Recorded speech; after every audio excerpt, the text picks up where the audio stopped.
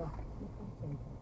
And then I'll be joined by photographer Cassie Weber, who will be telling me about their open night and why it is things are Thanks very much, Lisa. Let's take a look at the weather. A bright start for western Scotland and parts of Northern Ireland today. Elsewhere, there'll be plenty of cloud and scattered showers for many. These wintry over northeastern Scotland. And now for some local news with James.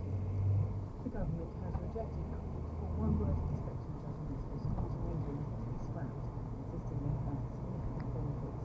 Employees have demanded a change after one teacher took her own life while waiting the outcome of an Ofsted inspection. The minister said the system, which issues judgments such as outstanding or inadequate, gave parents an important summary of school performance. Labour is setting out more details about plans for what it calls the biggest overhaul of the railways in a generation. The party says it would bring most companies into a new public policy in its first term in office. The party is committing to automatic refunds for train delays and improved internet connections. Bank of England operators talk this programme into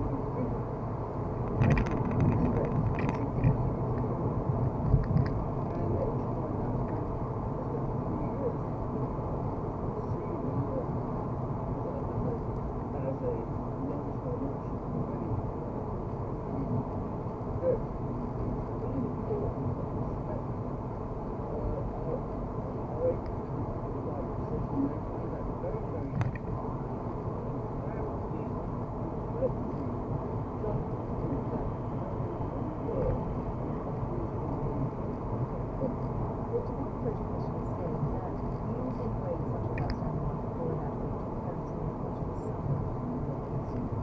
I appreciate what you're saying, right? It's a complex thing to the right people who can make decisions looking at the school as a whole.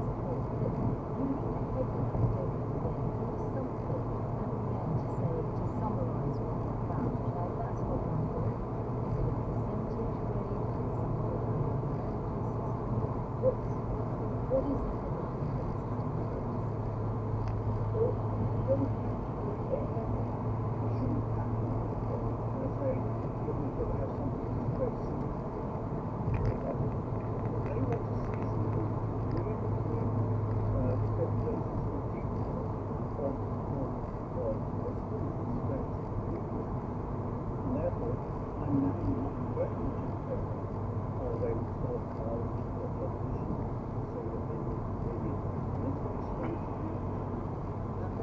percentage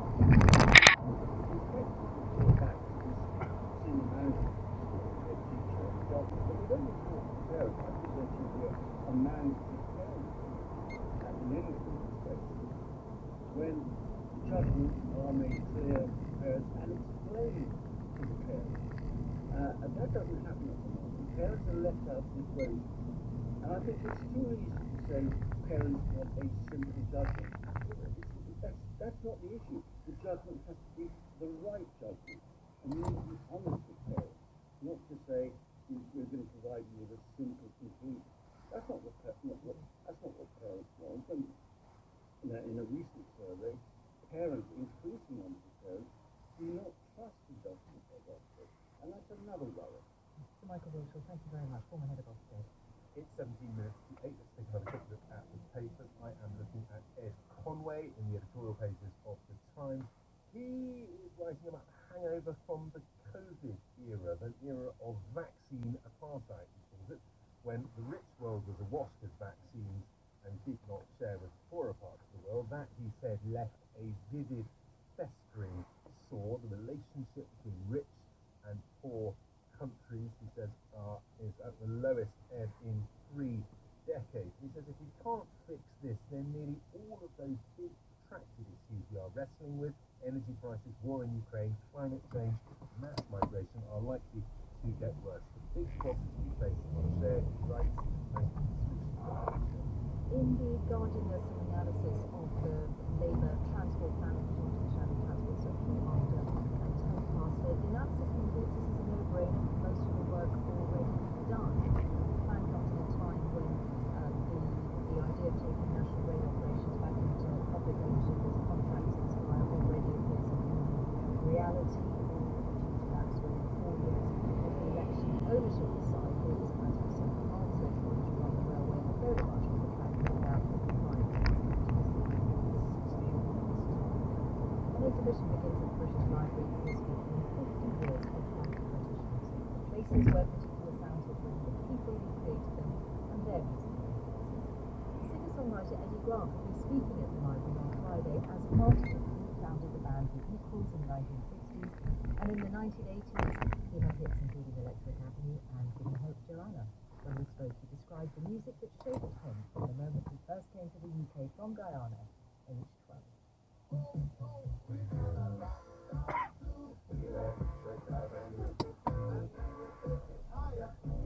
Well, let's go back. I would have been hearing music from the border countries. I don't know how far you go back with radio in England, but Radio Luxembourg would have been the equivalent of music coming from Suriname. I would have been hearing loads and loads of the mighty Sparrow. Come let me go. It's a long time I'm watching you. Come let me go. Sparrow was so far ahead of his contemporaries that it would have been a sin against God not to have been playing his music consistently in Guyana. Having left Guyana, confusion reigned because traditional jazz was very popular in England in the 60s, right into the 70s actually. And did that for you combine with what you had heard in the first 12 years of your life, the calypso sound, the Trinidadian vocalists, people people like Mighty Sparrow? I decided to get involved in making a kind of hybrid Jamaican, Guyanese, Trinidadian music. And Prince Buster would have been the person that I would have copied at that time.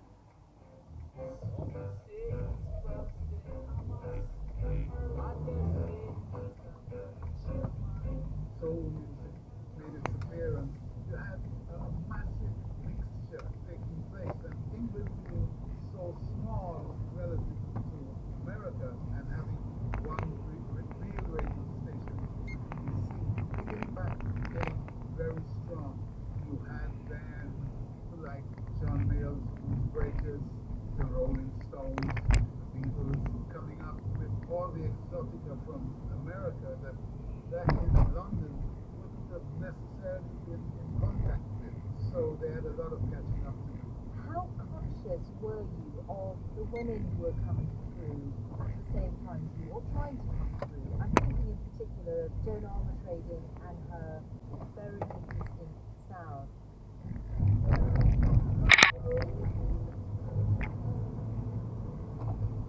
I mean, John's music had a tremendous impact on pop music, and you can hear Joan in Tracy Chapman.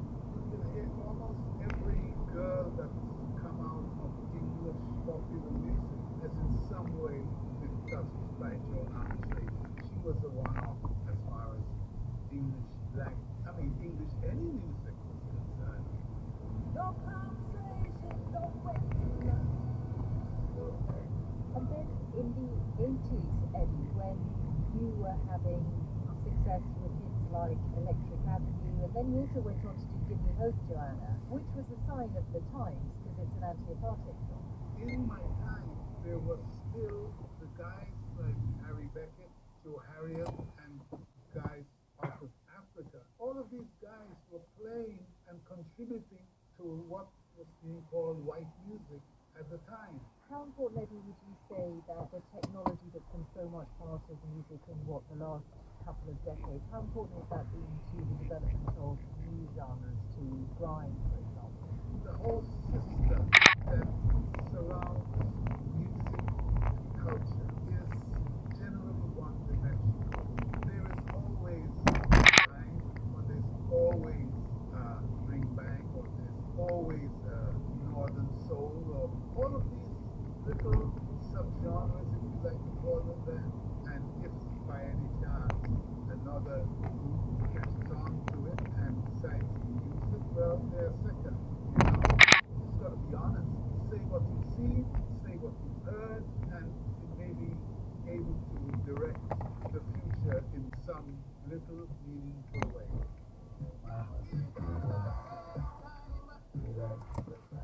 Eddie Grant there on 50 years of Black British music. Now it is time for Thought for the Day. The speaker this morning is the Reverend Dr. Michael Banner, Dean and Fellow of Trinity College.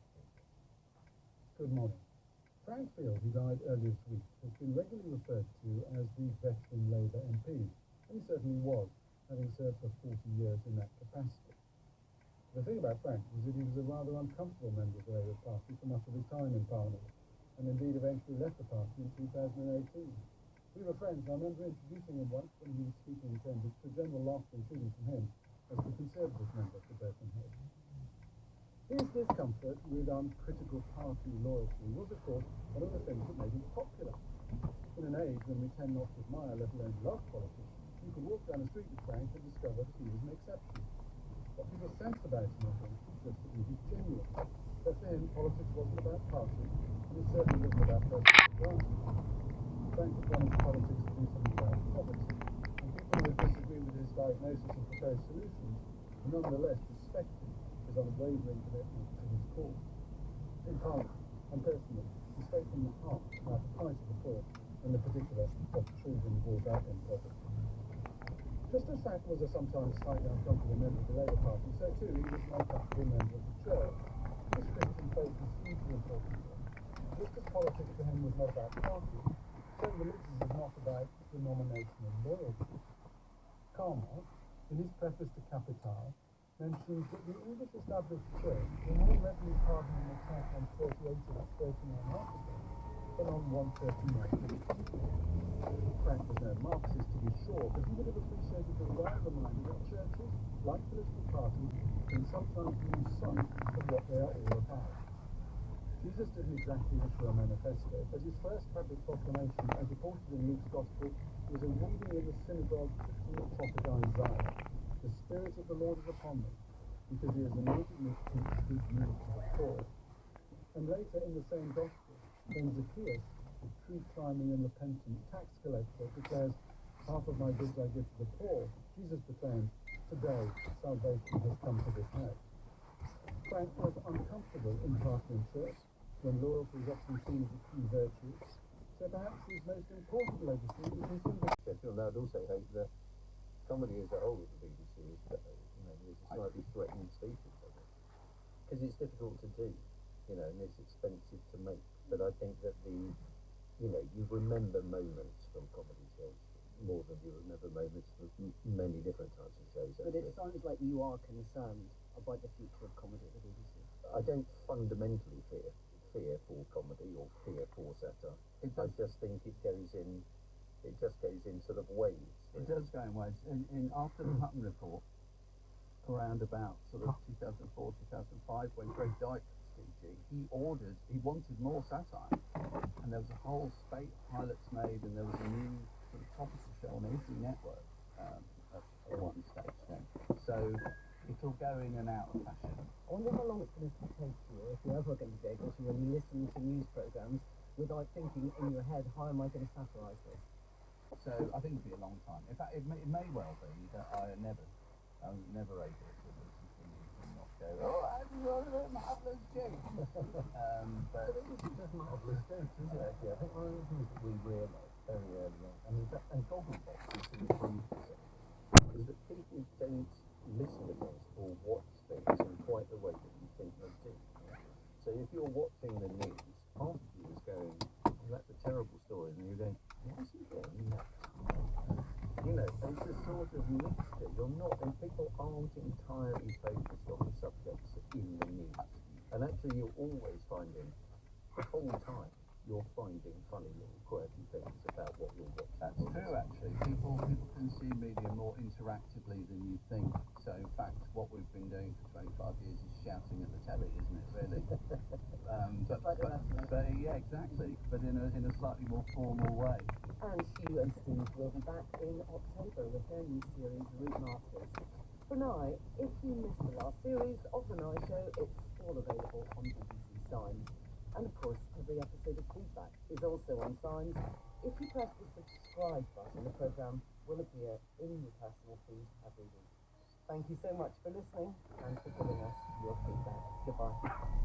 Feedback was presented by Andrea Catherwood, the producer was Leanne Coyle.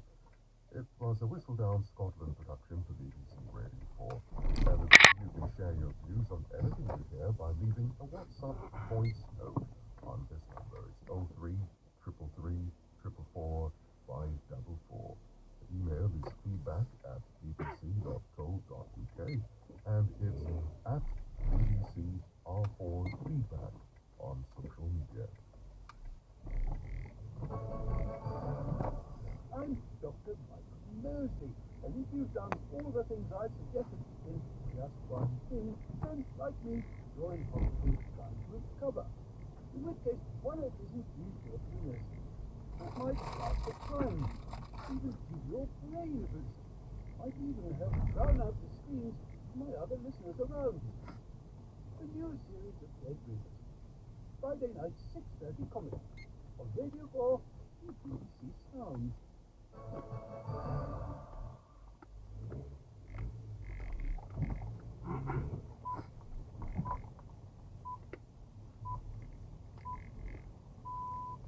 BBC News at 4 o'clock. Scotland's First Minister Hunter Youssef is to face a vote of no confidence. This morning he surprised many by ending the power-sharing agreement with the Scottish Greens, announcing his intention to run a minority administration. The SNP leader is likely to need the backing of the Greens if he's to win the vote next week. The party is deciding whether to support him. The no-confidence vote was called by the Conservatives. Speaking at the Scottish Parliament, their leader Douglas Ross criticised Mr Youssef. He is a failed First Minister. He is focused on the wrong priorities for Scotland. He has governed in the SNP's interest and not in Scotland's interest. He is unfit for office. A former senior executive at the Post Office has told the inquiry into the Horizon IT scandal that she's truly sorry for the devastation caused to branch managers. Angela van den Bulgaars dealt with many of the legal cases against some postmasters. The disgraced movie mogul Harvey Weinstein's rape conviction in 2020 has been overturned after judges decided he hadn't received a fair trial. The New York Court of Appeals said the prosecution shouldn't have been allowed to call witnesses whose accusations against him weren't part of the trial. Weinstein will face a retrial, but will stay in prison because of a separate rape conviction. The actor and politician Lawrence Fox has been ordered to pay two people he referred to as paedophiles £90,000 each in damages. He was sued by the former Stonewall trustee Simon Blake and the drag artist Christoph after making the comments on social media. A man's been found guilty of wearing a headband supporting Hamas at a pro-Palestinian march in central London. Khalid Hajsad, who's 24 and lives in Birmingham, was arrested in Trafalgar Square in November. The district judge, sitting at the City of London Magistrates Court, rejected his claims that the Arabic wording on the headband had been a basic statement of the Islamic faith. He'll be sentenced in June. BBC News. This is BBC Radio 4. Can we ever get plastic waste under control? The answer on BBC Inside Science coming up at 4:30. But now here's David Aronovich with the briefing room.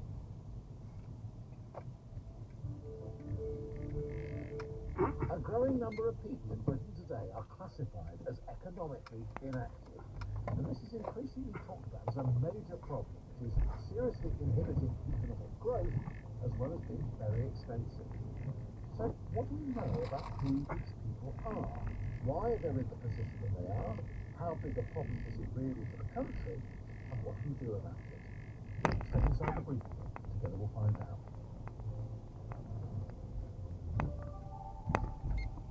Joining me, Tony Wilson, who's Director of the Institute for Employment Studies, Sam Avanzo-Windet, who's Deputy Director of the Learning and Work Institute, and Torsten Bell, Chief Executive of the Resolution Foundation, and author of Great Britain, How We Get Our Future Back.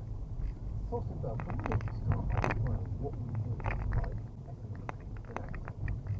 Yeah, so we don't mean people are entirely inactive. We mean they are neither doing paid work or looking currently for paid work. That's the definition in the Labour Force Institute.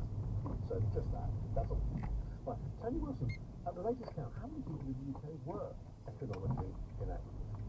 Well, so the latest count of people aged 16 to 64, we've got about 9.4 million people who are economically inactive. And so it's just over a fifth of everybody who's aged between 16 and 64 are outside the labour force.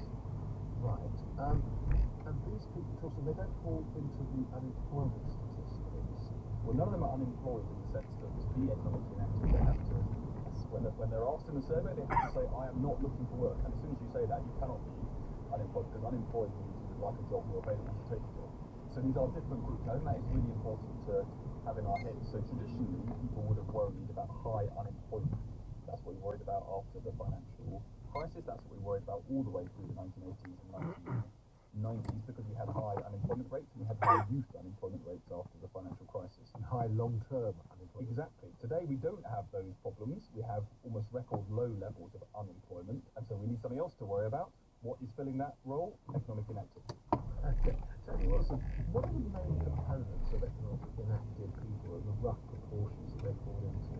Yeah, so there's about 4 or 5 different reasons, main reasons to get feeling economically inactive. So at the moment, the most common reason is having a long-term health condition or disability, which means you can't look for work, you're not available for work. It's around 2.8 million people say that the main reason they're not looking for work is that they've got a long-term health condition. The other sort of very common reason is that people are students are studying. Now, of course, if you're studying, you could also be working, or you could also be unemployed. But so students who aren't looking for work because people have smaller families and spending more time at work around having kids. So it's about 1.6 million people in that category. And then beyond that, we're down into sort of smaller numbers, which can include early retirement, waiting for a job to start would be quite a common reason. Not feeling that you need to work, or feeling you've been discouraged from work, that you're beyond being unemployed, if you like, you simply stop looking. And combined, you've got about 2 million people in those different categories there. Sam Avanzo with that. Are there certain parts of the country where the problem is more acute than others? Yeah, we do find that there's big variation across the country in the proportion of people who are aged 16 and over who are economically inactive due to long-term sickness, this problem that we're focusing on. You can see sort of stark contrast. For example, 100 people are economically inactive due to long-term sickness in parts of Surrey. Compare that to 1 in 7 people in parts of Merseyside. So as with many of these sort of labour market issues, the issue is quite localised. Before the statistics became a little bit more difficult to interpret from September, you could see changes on a regional level. So we saw a big rise in London in economic inactivity, and we saw actually a decrease in the West Midlands. But whilst it's useful to look at regional levels, it is really the local level where you see statistics. I hesitate to ask, but why did they become more difficult after September? So actually the number of people responding to the labour force survey dropped, and the actual ways that you can give to the numbers became more challenging. So since September, but they are trying to rectify it, and there will hopefully be more certainty later this year in those stats. I think I'm happy to go on stats up until September. That's true. Yes. So what? That's geographically. What can you say about, say, gender and class? Yeah, so we've looked at the class and gender divides in our analysis, and we've actually seen quite a difference in why people have been leaving the labour market. People in those lower paying occupations are more likely to leave for health reasons, and those in the higher paying occupations more likely to take early retirement. And actually there's a gender difference. It's male dominated roles, sort of managers, directors, IT professionals are the ones taking early retirement in the statistics, and those lower paid, traditionally more female dominated roles have been giving up work for health reasons. So that's sort of caring, elementary services, those sorts of roles. And what about age? We see quite a tale of 2 age groups in the data across the working age. So we see amongst young people, more of those 18 to 24-year-olds rather than 16 to 18. So the 18 to 24-year-olds, we've seen a rise in the number of young people not in employment or education. And at the other end of the spectrum, we've seen a massive drop in the number of over 50s who are in the labour market since the pandemic. So the actual figure is 966,000 fewer over 50s, and that number of people who are aged 50 to 64 who are economically inactive has increased by 9.7% since the pandemic. Right, well that puts a percentage on it. I was going to ask you, Tony Wilson, we heard 9.4 million people are economically inactive, but what is that as a proportion of 16 to 64-year-olds in the population overall? Yeah, so it's just over a fifth of all people aged 16 to 64, so it's 22%. And it's worth saying economic inactivity has gone up quite a bit actually since the pandemic, but it had been coming down for quite a long time before the pandemic, so we're back up basically to where we were in 2015. But the UK is still a pretty, we are a high employment country. The employment rate is close to 75%. Economic inactivity is lower in the UK than some other countries. The challenge we've got is that it's been rising recently, but also that the labour force has stopped growing. It's the other end of it as well. It's that employment is broadly flat and labour force growth is slowing down. Population changes mean we're getting older and so on. So economic inactivity, it's not actually a kind of a massively large number, a massively high figure compared to other countries or historically. It's just that it's going in the wrong direction at a time when employment isn't really growing at all. So if I was to compare it with 20 years ago, or standing in 20 years ago's shoes, I'd say, well, there's not much to be seen here, move on. No. And the point is, it's that change in the composition of economic inactivity that's important. With really significant falls in the number of people, women, who are outside the labour force for caring reasons, because they're looking after the family or a home. That used to be the most common reason for being inactive, being economically inactive, I should say, full stop. Used to be about 2.5 million people. That used to be even higher than that. And so it's the fact that this has been falling while ill health has been rising and the population is getting older means that combined, it's a set of inactivity has become a kind of a symbol of a set of broader issues about how our population is changing, how work is changing, and how we probably don't have the size of the labour force or the type of labour force that we've had previously had or we might need in the future. Okay, how does economic inactivity, as we understand it, compare with Germany, France, etc.? It's lower in the UK than it is in France. It's similar actually. I think it was probably slightly higher now than Germany. So the UK has gone from having one of the highest employment rates in the developed world before the pandemic to now being still in the top half, but we're no longer in the top sort of half dozen, I suppose. So Germany, I believe that Germany's overtaken them. They're certainly close to us on employment rates overall, but we're much higher than France, higher than Italy, higher than many other countries, much higher than the States as well. Yeah, absolutely. I know, absolutely, much higher than the United States. You were doing this program in the US at the moment.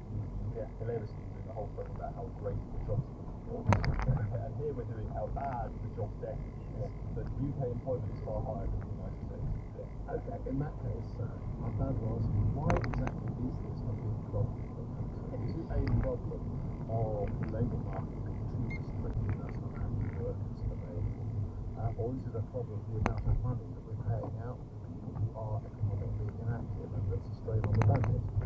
Yeah, so at risk of saying it is a problem and highlighting that actually to meet the labour force shortages over the coming decades and think about our future skills needs and our future labour market, we do need to help more people into the labour market, in particular those with health conditions and caring responsibilities. It is a growing bill of government that we need to address. There are 1.7 million economically inactive people who say they want to work and actually wants to be part of the labour market that we're currently not supporting to be in work. So actually when you think about it from an individual sort of, local economic communities and also a government problem, it is an issue for all of those. And I think, from my previous answer around the different age groups where we're seeing issues for young people and for those older people in a wider sort of older age poverty, it's like the analyst who puts their feet in the fridge and their head in the oven and says, oh, we're okay. It's actually not, and it's not for certain groups in the economy. Okay, we've looked at the numbers, we know who it is we're talking about, but we haven't even got a handle on why they are economically inactive in the particular ways they are. Well, I think the constitution that may be fairly obvious, but in some of the other cases it's not. And particularly, Sam, we've established that the ill health component is a significant proportion and has been growing. What do we know about why that has happened? Yeah, so taking that sort of record high, the number of people who are economically inactive due to long-term sickness, which did see the UK fall from having the biggest employment rate fall in the G7 since 2020. So thinking about that international comparison, this hasn't necessarily been the case in all other countries in the G7. We've done actually have a rise in ill health in the population. We've seen lengthier NHS waiting lists, some impacts from the pandemic. So 1 in 4 people say that they have a work-limiting disability, and only 1 in 2 working age people with a work-limiting disability is actually in work. And we've been seeing those long-term health conditions and work-limiting disabilities rising over time for people who are both in work, those who are then falling out, and for those who are out of work and trying to get in. Cool. So on the health side, it's worth getting to some concrete things that are actually going on. So look at what kind of conditions we're seeing for them. This rise, I think some people will listen to this topic and think it's obvious, it's just long COVID, it's just the pandemic. So it's worth looking really clear. The rise in ill health in Britain predates COVID. When it was occurred in COVID-19, it's happening during the 2010s. Life expectancy also stalled during the 2010s as well. So we're getting sicker before the pandemic. In terms of what conditions we're talking about, I think it's worth thinking about, yes, everything that gets a lot of discussion around mental health, that's a really big deal, particularly amongst younger people, but it's also about chronic pain, it's about diabetes amongst some older groups too. So those are the kind of concrete things we're seeing more of. And let's be clear, we know that those are the sorts of things that people are essentially getting written off work for. They're either getting written off, or they maybe choose to exit because their current job they find hard to reconcile with their health condition, or if they're young, they probably find it hard to get into work in the first place. Tony Wilson, I'd be interested in your thoughts on this, and also your thoughts about whether, as is suggested by the Prime Minister, the system incentivises people trying to be classified as sick. So I think it's very hard to stand up and argue that we're incentivising people to take time off work sick, or indeed to claim sickness benefits. So I think if we're looking at the growth in economic inactivity due to long-term health, you could almost entirely explain that by a growth in the number of people who are already out of work, who were already out of work either since 2020, but opposite, as Torsten said, before 2020. And that group gets even bigger, and more people in that group reporting their drop work due to ill health. So it's people spending longer hours at work and fewer people returning to work, which is driving this more than any increase in exits from work. Although it is worth saying, more people did lose work inevitably during the pandemic itself, during those lockdowns. But many of those people left for other reasons and have since ended up off work for extended periods, often due to long-term ill health. Well, we've got a few things. One is the Prime Minister's point about fit notes. I think it's just fundamentally misplaced and misguided. The UK has amongst the lowest sickness absence rates in the world. Presenteeism is the UK's disease, not absenteeism. And the reason why people come to work when they're poorly is, among other things, because our statutory protections are so poor. Statutory sick pay is low, it's not paid for your first few days of work, employment rights aren't very well enforced. There's all sorts of reasons why people, if you like, aren't taking enough time off. So since the pandemic, actually, people have been a bit more likely to call in sick, and I think that's probably, that is undoubtedly a good thing, if you're staying at home when you're not well. Where we do have an issue, though, is there has been a really significant increase in the number of people applying for and also getting an element of universal credit, which is paid when you have a long-term health condition, which also means you're then exempted from having to attend job centres.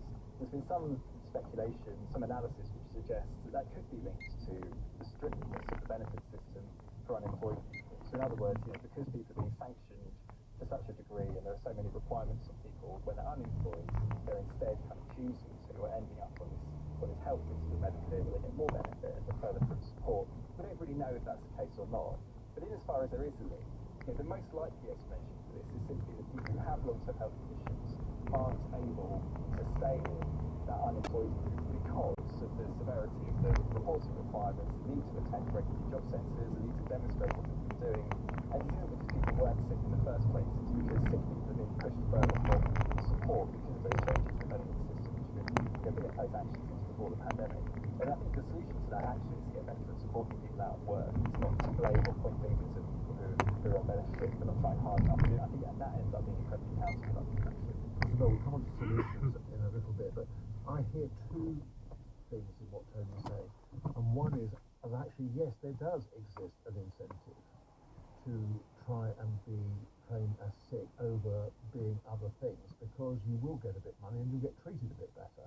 The second thing I hear you saying is that if employers were better and there were better conditions for people who were actually sick, they'd be more likely to stay in work. Now, do you agree with those? Those are both right and they're both important.